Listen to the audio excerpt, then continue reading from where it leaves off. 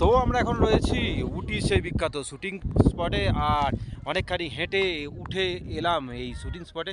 দেখতেই পাচ্ছেন কতটা হেঁটে উঠেছি, আর এখান থেকে সত্যি ভিউটা খুব সুন্দর চারিদিকের।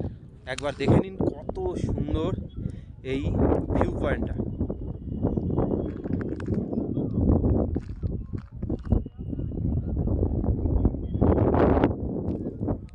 আর এই ভিউ পয়েন্টেই হচ্ছে ওপরে উঠে একটু ঘুরে ফিরে দেখছি লোকে অনেক কিছুই ভাঙে। এখানে কে চেয়ার ভেঙে ফেলেছে, কী করতে গিয়ে ভেঙেছে জানি না, কোন শুটিংয়ের জন্য এই চেয়ার ভাঙা হয়েছে তা আমি জানি না, কিন্তু একটা চেয়ার ভাঙা পড়ে রয়েছে।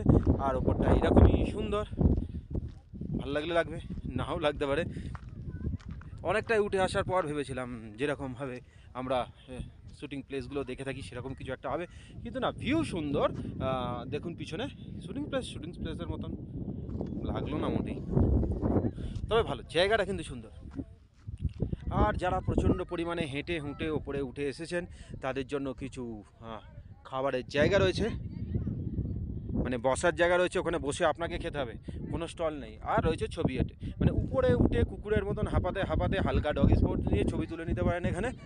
তারপরে তার সেই ছবির প্রিন্ট আউট ওরা বার করে দেবে, নিয়ে বাড়িতে বাঁধিয়ে রেখে দেবেন ভবিষ্যতে, বা এই ওঠানামা করতে করতেই তাতে মালা চড়ে যেতে পারে কিন্তু।